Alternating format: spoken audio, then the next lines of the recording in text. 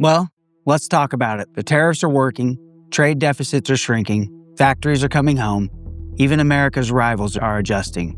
But here's the problem. No one wants to admit it's working. And by 2026, the entire model could be flipped apart by voters, lobbyists, or Wall Street. That means we could win the war and still lose the peace. Welcome back to America's Geopolitics. If you're done with globalist bullshit and ready for straight talk, subscribe now. Today, we're breaking down the uncomfortable truth. Trump's economic model is delivering results, but that doesn't mean it'll survive, because politics, not performance, might decide the fate of the most aggressive trade overhaul in U.S. history. Let's get the facts straight. Since Trump returned to office, the trade deficit with China has dropped by over 22%. German auto imports are down. U.S. steel and aluminum production is growing for the first time in years. Mexico is absorbing supply chains and feeding reshoring right back into the U.S. industrial belt. Ford just announced a $2 billion expansion in Ohio. Samsung is expanding chip manufacturing in Texas. And multiple U.S. companies have paused planned moves to Asia and instead doubled down in the States. This is what Trump wanted, a Fortress America economy. And like it or not, it's actually happening. So why is it still at risk? Because the model works geopolitically, but it hurts personally. Let's be honest. Tariffs raise prices in the short term, no question. Companies pass that pain on to consumers. They don't take it themselves. And the media, they love a price spike story. You know, CNN's been running back-to-back coverage on the cost of goods since Trump's got in office. And Bloomberg's warning of burger inflation crisis from the Brazilian beef tariffs, lobbyists flooding Capitol Hill, crying about supply chain inefficiencies. But let's translate that. They want to keep importing cheap goods from countries that hate us. That's right, those countries hate us. Do not forget that fact.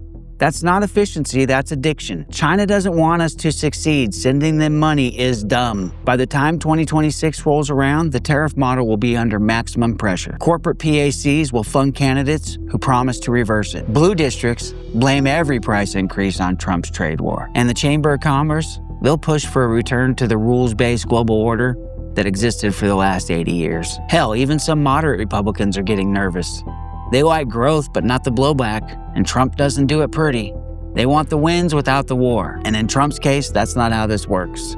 The entire strategy hinges on weathering short-term pain for long-term gain, and most politicians have a shorter attention span than TikTok and an election cycle that's half as quick. If Trump wants the tariff model to survive 2026, he needs a big EU win, a trade deal that shows even Europe bowed to US leverage. He needs those victories to be visible. New factories, ribbon cuttings, jobs in swing states. On energy, he needs real dominance. Keep gas cheap, and voters will forgive higher grocery bills, that's for sure. Clear enemies, paint globalist CEOs and foreign rivals as obstacles to American prosperity. He also needs better messaging.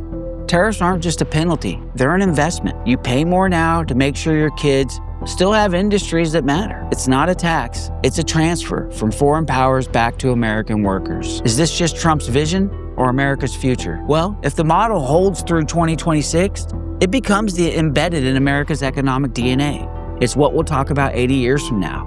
And we're not just adjusting trade flows, we're rewriting the terms of globalization. Think about it.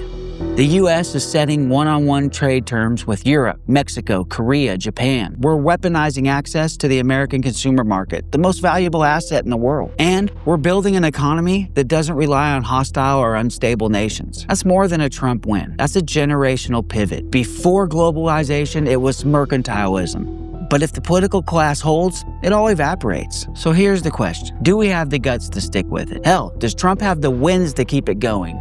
Because we're finally seeing results, real reshoring, leverage, strength, but the moment things get uncomfortable, the old guard wants to go back to dependency, back to cheap labor overseas, back to the illusion that the world plays fair. That's what's really on the line in 2026. If we walk away now, we prove the globalists are right, that Americans want strength, but only when it's easy. If we stay the course, this could be the foundation for economic independence we haven't had since the 50s. This could be what people talk about 80 years from now as the next longest economic growth period in the world. So because Trump's model is working, doesn't mean it's safe. The real fight hasn't even started yet. And the question isn't about economics anymore. It's about the willpower. Hey, if you like what you heard, subscribe to America's Geopolitics. Tomorrow, we're looking at how China is losing grip on the global south and why it might be too late to win them back. This is Frank. See you next time.